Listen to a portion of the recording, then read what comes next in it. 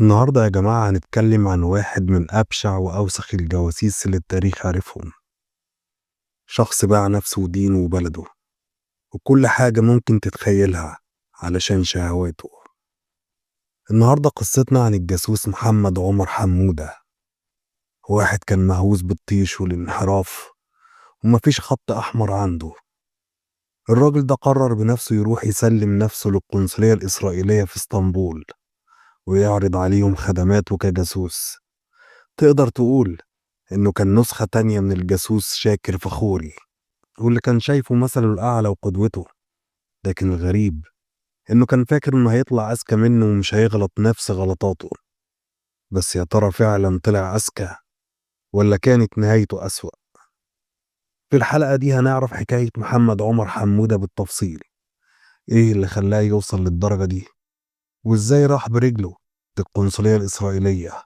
وإيه نوع المعلومات اللي سلمها للموساد؟ والأهم، إزاي قدرت المخابرات المصرية توقعه في النهاية وتقبض عليه؟ بس قبل ما نبدأ الحكاية، ما تنسوش يا جماعة تعملوا لايك للفيديو وتشتركوا في القناة وتفعلوا زر الجرس علشان يوصلكم كل جديد. ويلا بينا نبدأ الحكاية. القصة بدأت لما محمد عمر حمودة خلص الثانوية العامة سنة 71، وكان مجموعه ضعيف جدا.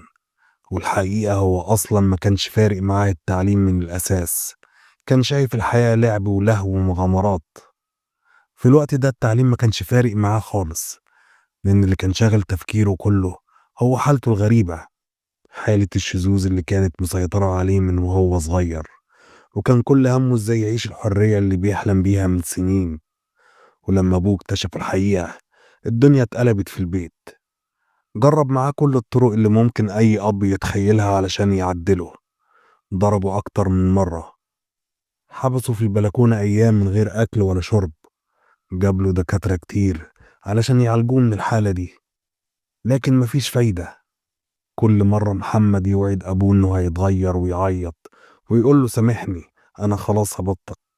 بس أول ما الدنيا تهدى كان بيرجع تاني لنفس الأفعال، كأن مفيش حاجة حصلت. الراجل أبوه اتفضح في المنطقة كلها، الناس بقت تتكلم عليه بسبب تصرفات ابنه اللي جابت له العار. لكنه رغم كده ما قدرش يطرده ولا يأذي ابنه أكتر من كده. كان دايما عنده أمل إن ابنه يتوب ويتغير يوم من الأيام. أما محمد فما كانش شايف اللي بيعمله غلط أصلا، بالعكس كان بيستنى أول لحظة ياخد فيها حريته ويجري على السينمات أو الجناين، يدور على أي حد يشاركه المتعة الحرام دي من غير خوف ولا ندم ولا حتى تأنيب ضمير. وعلى عكس الجاسوس شاكر فخوري اللي كان شايف نفسه الفاعل في علاقاته، محمد عمر حمودة كان العكس تماما.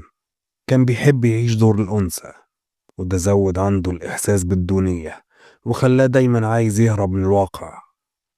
وبعد ما خلص الثانوية العامة جاله استدعاء التجنيد، ولما راح يعمل الكشف الطبي ادوله إعفاء نهائي من الخدمة العسكرية، وقالوا له هات والدك أو والدتك علشان يستلموا الشهادة. وهنا كانت بداية مرحلة جديدة في حياته، مرحلة هتغير مصيره بالكامل. لما راح أبو محمد عشان يستلم شهادة الإعفاء من التجنيد، سأل الموظف هناك بكل قلق هو ابنه اتعفى ليه؟ ايه السبب؟ الرد جه صادم زي الطلقة. الموظف قال له بنبرة فيها سخرية: احنا يا محترم الجيش عندنا للرجالة بس، روح شوف له صرفة. الكلمة دي كانت كفيلة انها تكسر اي اب في الدنيا. الراجل خرج من هناك مكسور، مش قادر يرفع عينه في الناس، حاسس بالعار، مش عارف يعمل ايه مع ابنه اللي بقى عبء عليه قدام نفسه وقدام المجتمع. فضل يفكر كتير، فكر يقتله ويخلص من العار اللي جابه. ده خصوصا انه كان بيقول في نفسه لو كان بنت كنت على الأقل جوزتها وخلصت، لكن ده ولد وانا مش قادر اشوفه كده كل يوم. وفعلا قرر الاب انه يحبس ابنه في الأوضة ومنعه من الخروج، وقال لنفسه يمكن الواحد اتغيره او تعلمه الادب. لكن محمد عمر حمودة وهو محبوس ما كانش بيفكر في التوبة ولا الندم، بالعكس استغل الوقت في القراية، بس مش اي قراية. بدأ يقرأ تقارير ومقالات عن الشذوذ في الجيش الإسرائيلي، وقصص عن حرية المثليين في أوروبا، وإزاي الناس هناك بتعيش حياتها من غير قيود. وفي يوم وقعت في إيده قصة قلبت حياته تماما، قصة الجاسوس شاكر فخوري، اللي كان زيه بالظبط عنده نفس الميول، وساب بلده وراح السفارة الإسرائيلية في قبرص وعرض عليهم خدماته مقابل الفلوس والحرية. محمد قرأ القصة دي أكتر من مرة ودرس كل تفصيلة فيها كأنه بيذاكر كتاب مصيري، وخد باله من كل غلطة عملها شاكر علشان ما يقعش فيها هو كمان. من اللحظة دي قرار اتاخد، هو كمان هيهاجر، مش عشان يشتغل ولا يدور على مستقبل، لكن عشان يعيش حريته بالطريقة اللي هو عايزها. ولأنه لا كان بتاع شغل ولا عنده مهنة يعتمد عليها، قرر يلعبها بطريقة تانية، طريقة الجاسوسية، وهي دي كانت أول خطوة في طريق نهايته. وطبعا عشان يعيش في الغربة ويصرف على نفسه، ما كانش عنده استعداد يشتغل أو يتعب. هو كان شايف إن أسهل طريق يجيب منه فلوس هو إنه يخون بلده. بدأ محمد عمر حمودة يقنع أبوه إن لازم يسافر، وقال له يا بابا أنا هتغير وهبقى إنسان جديد أول ما أبعد عن البلد دي، يمكن الهوا اللي هنا هو اللي مخليني كده. أبوه المسكين رغم كل اللي شافه منه صدق الكلام ده، أو يمكن كان نفسه يصدقه. كان حاسس إنه خلاص يمكن السفر يغيره، أو يمكن كان بيقول في سره يمكن ارتاح منه خالص. وفعلا وافق الأب، اداه فلوس واشتراله تذكرة سفر، وكأنه بيسلمه بإيده المصير مجهول. جهز عمر أوراقه وعمل الباسبور وطار على تركيا. أول ما نزل من المطار في اسطنبول كان طاير من الفرحة، حاسس إن الدنيا كلها اتفتحت قدامه، وقال في نفسه أنا كده بدأت حياتي الحقيقية، هنا مفيش حد يراقبني ولا حد يقول لي لأ. ركب تاكسي وراح على بنسيون صغير في حي شعبي هناك، وأول ما دخل المكان عينه وقعت على المنظر اللي كان بيحلم بيه من زمان. شباب لابسين لبس غريب وشعر طويل. قالك بس هو ده المكان اللي بدور عليه من زمان. دخل جوه البنسيون وهو حاسس انه لقى الجنة اللي كان بيدور عليها. قعد يبص حواليه يدور على حبيب القلب اللي يعيش معاه الوهم الجديد، لكن الصدمة كانت كبيرة. اكتشف انه مش عارف يتكلم لا تركي ولا انجليزي، ولا حتى يقدر يعبر عن نفسه بكلمة. بس محمد كان عنده طريقة يطلع بيها من أي مأزق. اكتشف بسرعة إن الجماعة اللي زيه ليهم لغة خاصة، مش بالحروف لكن بالنظرات والإشارات والحركات، لغة ما يفهمهاش غير الناس اللي شبههم. ومن هنا بدأت صداقاته الأولى في اسطنبول، صداقات كانت هتفتح له الباب لأخطر طريق في حياته. وبعد ما محمد عمر حمودة بدأ يفهم اللغة الخاصة بتاعت الناس اللي زيه، بقى يمارس الفعل الحرام ده كل يوم تقريبا، كل يوم مع واحد شكل، وكل يوم حكاية جديدة. لحد ما في يوم اتعرف على شاب شكله أنيق ووشه بريء، وقال لنفسه هو ده بقى اللي كنت مستنيه. بس بعد اللي حصل بينهم اللي كان كله غلط في غلط، صحي تاني يوم على كابوس. الواد سرق منه كل فلوسه ومشي، سابه مفلس ومكسوف في بلد غريبة ما يعرفش فيها حد ولا حتى يقدر يشتغل فيها. بس تفتكروا ده خلاه يخاف أو يراجع نفسه؟ طبعا لأ. محمد كان مخطط لكل حاجة من البداية، السرقة دي بس خلت التنفيذ يبقى أسرع، لأنه خلاص الفلوس خلصت ومفيش طريق تاني غير اللي كان ناوي عليه من بدري، الخيانة. في اليوم ده رجع البنسيون بخطوات تقيلة، دخل على موظف الاستقبال وقال له ممكن تديني عنوان السفارة الإسرائيلية في اسطنبول؟ الراجل بصله نظرة غريبة شوية، بس كتب له العنوان وسلمه الورقة. محمد خد العنوان وطلع فورا على السفارة. كان قلبه بيدق بسرعة غريبة، مش خوف، لا ده كان حماس، حماس انه خلاص يبدأ فصل جديد من حياته المظلمة. لكن لما وصل هناك كانت المفاجأة، باب السفارة مقفول. وقف قدامه شوية محتار، امشي ولا استنى ولا ارجع بكرة. بس بعد كام دقيقة قرر يكمل للآخر. مد ايده ورن الجرس الخاص بالباب، وساعتها الباب اتفتح ببطء، وخرج حارس السفارة بنظرة صارمة وسأله انت مين وعايز ايه؟ محمد اتفاجئ من المنظر، وقف مكانه مش قادر يرد، وبدأ يتهته في الكلام. في نفس الوقت كان بيدور في جيوبه على الورقة اللي كاتب فيها اللي عايز يقوله، وأول ما لقاها اداها للحارس. الحارس خدها وقراها. بعد ما خلص قراية بصله بنظرة فيها استغراب وقال له بهدوء: استناني هنا. من اللحظة دي بدأت قصة الجاسوس محمد عمر حمودة الحقيقية. عدت لحظات كأنها ساعات، بعدها الباب اتفتح تاني وخرج راجل شكله أنيق، في منتصف الأربعينات كده، واضح من ملامحه إنه شخصية مهمة. أول ما شاف محمد ابتسم وقال له: إزيك يا عمر؟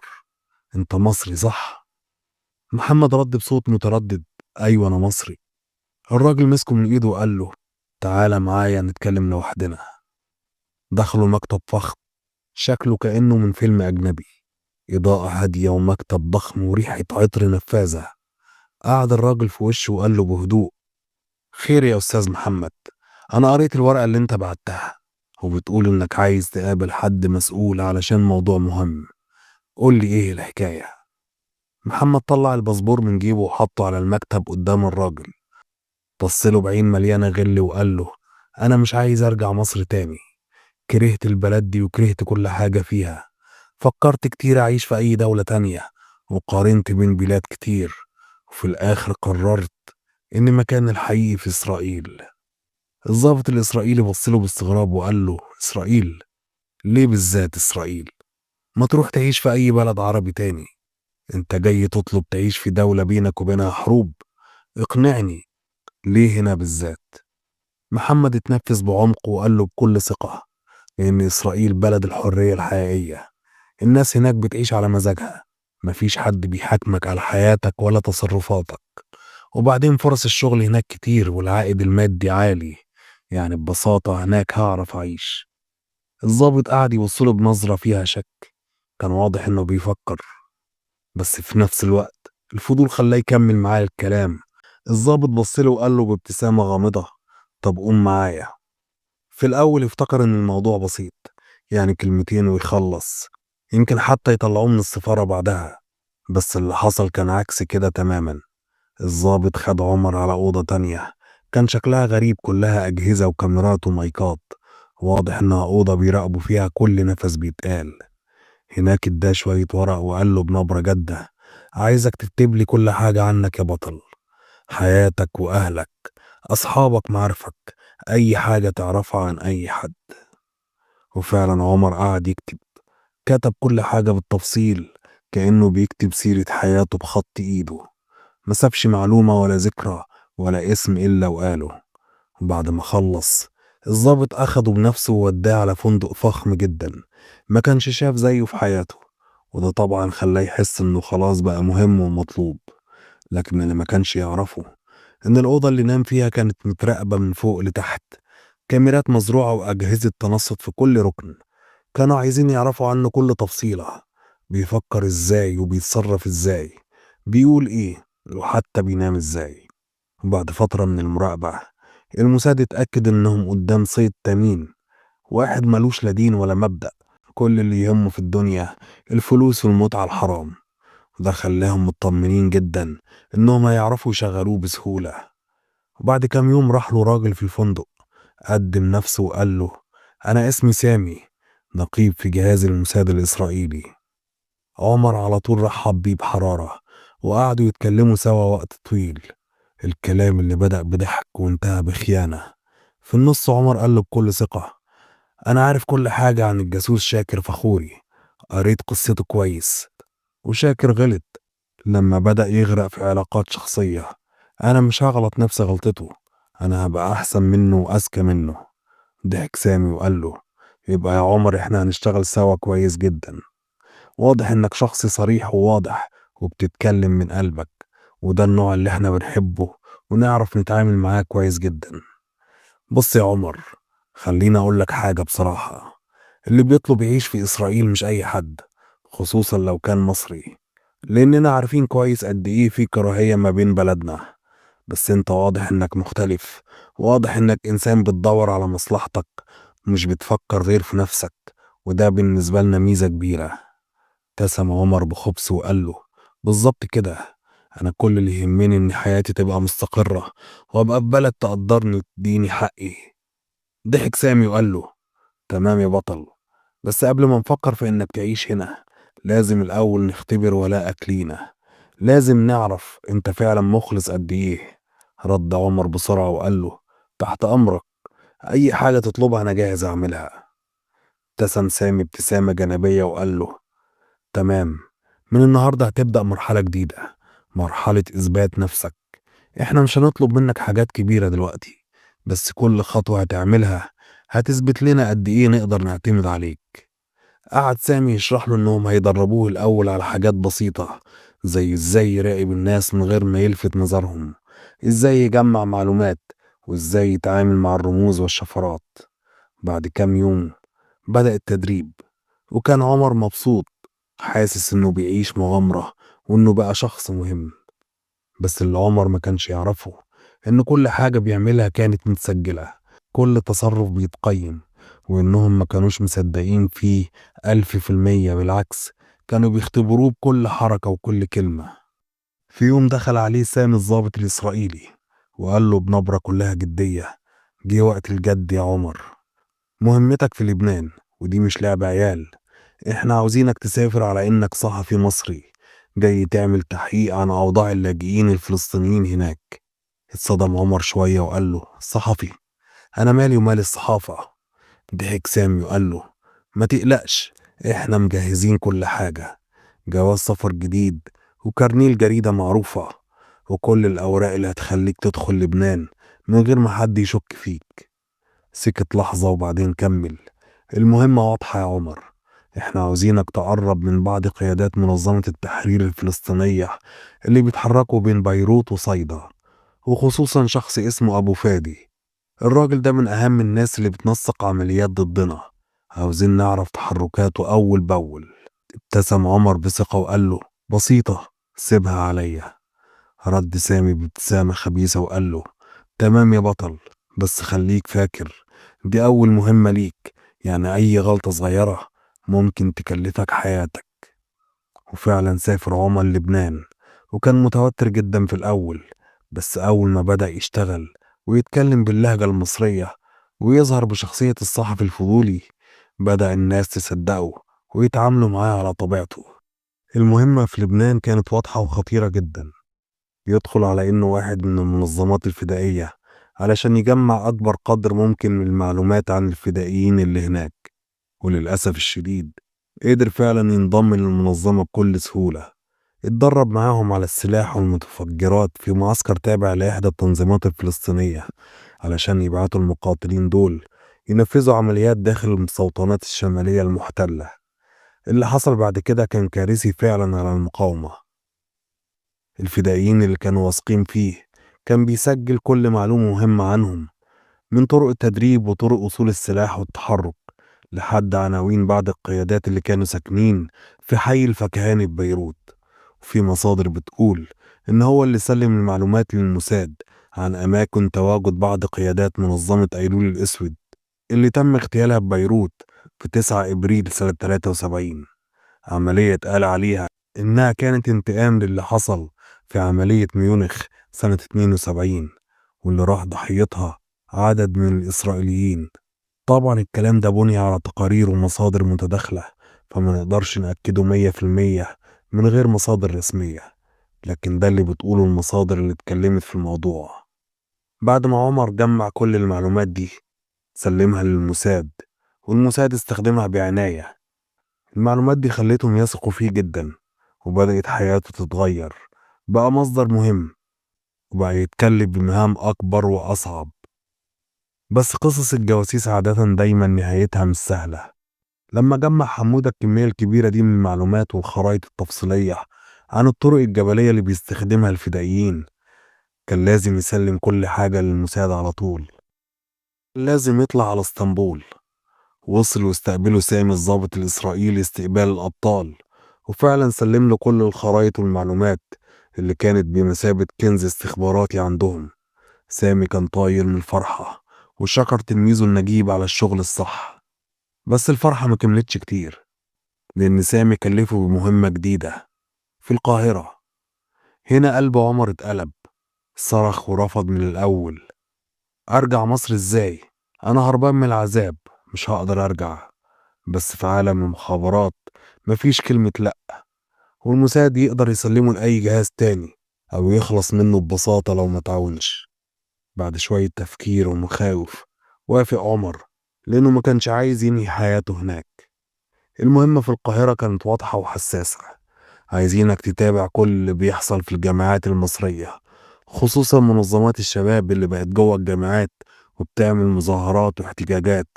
نعرف مين القيادات، أماكن التجمعات، مين اللي بينظم ومين اللي بيمول الحركة. ولأن مصر في الفترة دي كانت نار، كلها حماس ضد إسرائيل وكلام كبير عن الرجوع واسترداد الأرض. المظاهرات كانت بتزيد كل يوم، والشباب كان عايز ياخد حقه بأي طريقة.